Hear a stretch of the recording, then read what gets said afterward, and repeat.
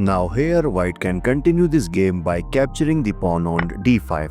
This is because after takes, now this bishop is attacked, so that's why bishop to b3, and after that black can castle short side. Okay, so in the actual game after d5, here white decides to capture this knight on f6.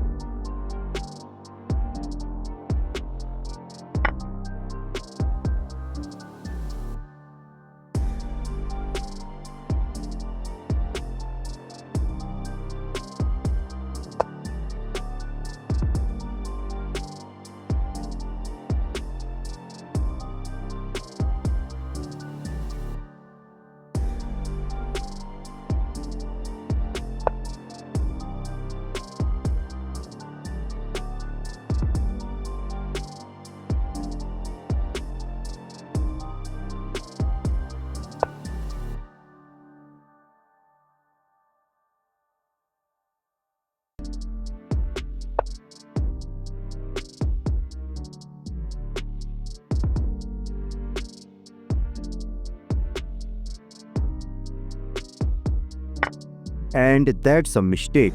Instead, he must consider bringing his rook into the game. This is because now black can push a4, attacking this bishop, and obviously this bishop to c4, and after this takes, attacking this bishop again, and obviously you can't go back to d3 square.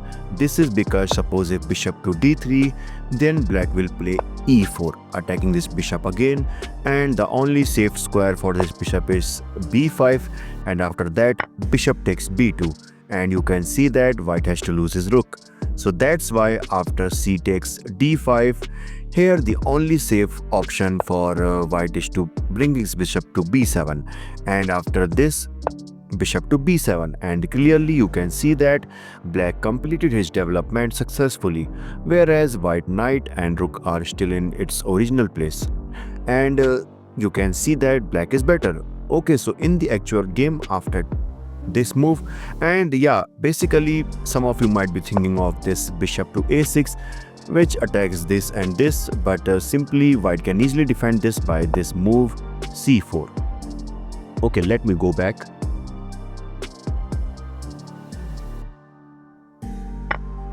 And now, yeah, you can see that black is threatening to play a4, which traps this bishop. So that's why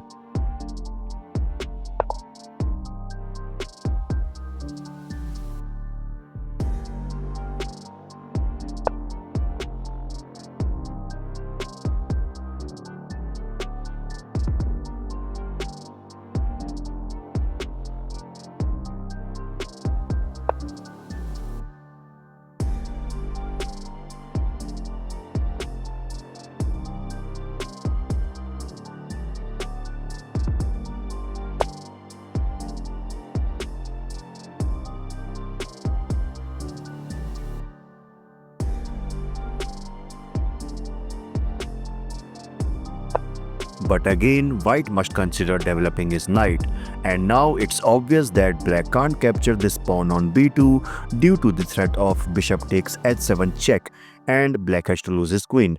Yeah, so basically it takes, then this, and yeah, black has to lose his queen. So that's why after seeing this all, he decides to bring his bishop to b7, but g6 might be the better option for black, which stops this cheap tactics of bishop takes h7, and after that black can capture this.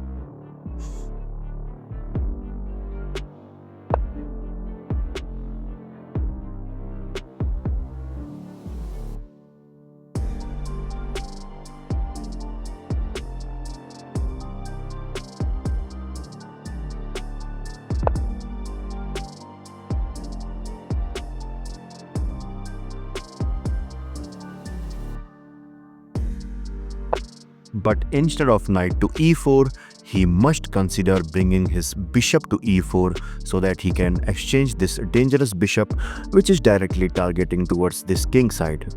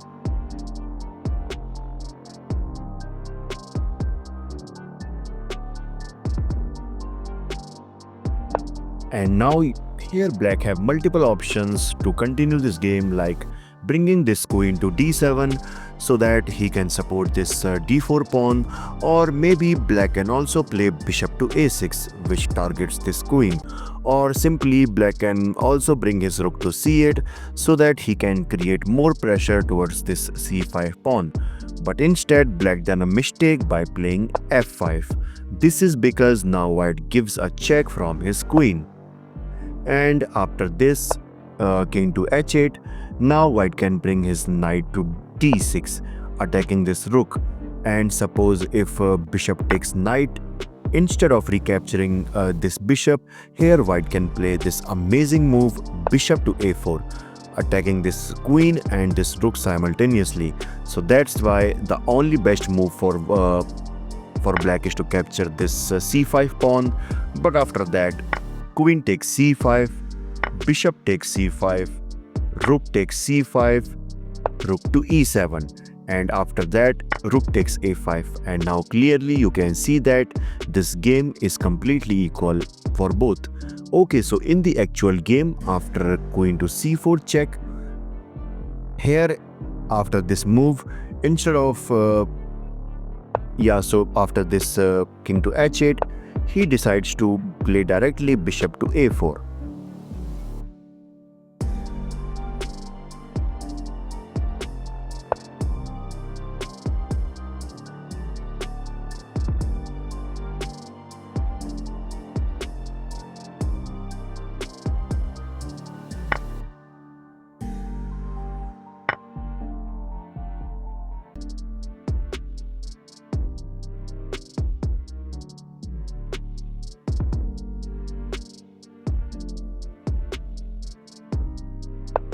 And now if black brings back his bishop to c8, then white will bring back his bishop to d7. And clearly you can see that by this, black will lose all of his advantage. So due to this due to this pawn which can easily promote by white. So that's why after seeing this all, in this position, black sacrificed his bishop by capturing the pawn on f3. And here you can't capture this bishop on b7. This is because now black will give a check from e3 square, and obviously you can't go there because then black will easily push this pawn.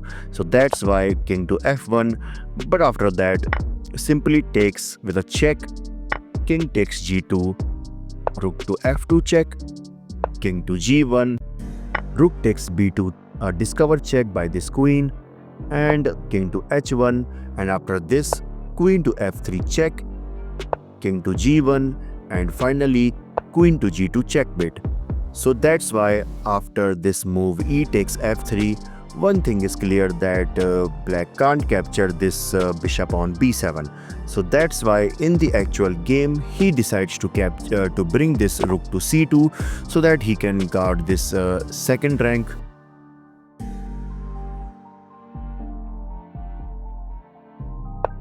But guys, that's a mistake by black.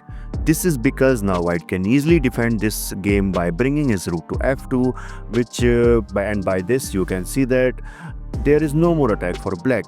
But you might be shocked that here black can play something crazy. Instead of giving a check from e3 square, in this position black can actually sacrifice his bishop by bishop to a6. This is because after takes, and the next move by black, I don't think that you can guess this. This is not queen to e3 check because simply rook to f2. So basically the move is e4, creating a triple pawn army. This is because suppose if white tries to promote his pawn, and suppose if rook to f1, then d3, okay? And if rook at c goes to f2, trying to just guard this king, bishop to c5, and now I think that you all understand that this is over for white. Okay, so in the actual game, after queen to e3 check,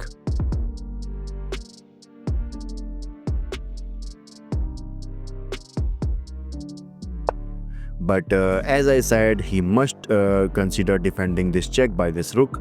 This is because now black brings his bishop to c8.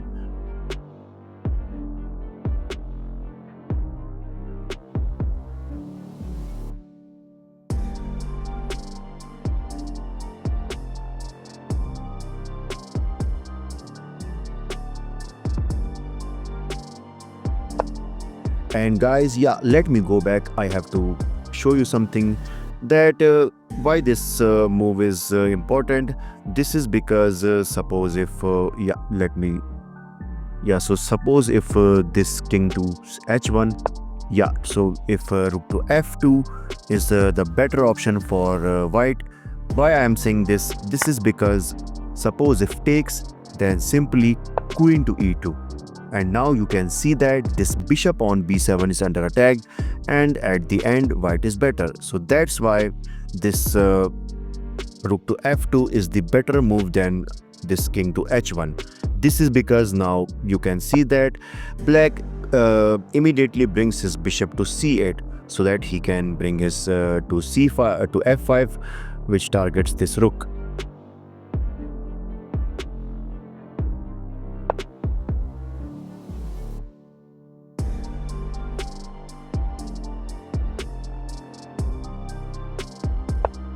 Here you can see that black is threatening to play queen to e1 check.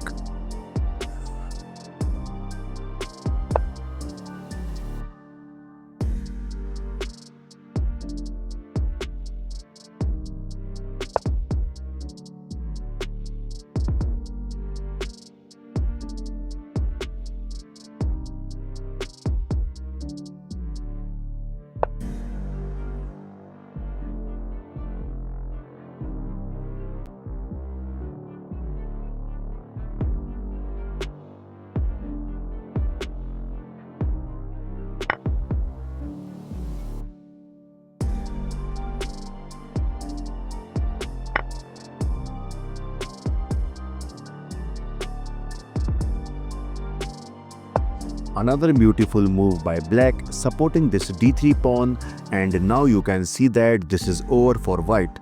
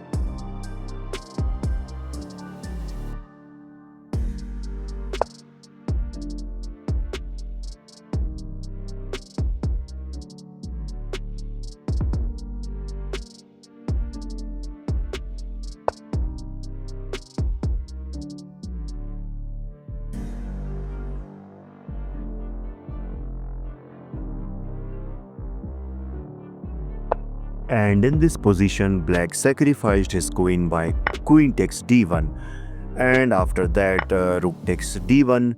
In this position, the final move by black is e2, and now you can see that no one can stop these pawn. Please make sure to like this video and subscribe to my channel for more, and the most important thing, please don't forget to hype this video so that we can bring this video in the hype section. This is your host Bison signing off. Bye bye.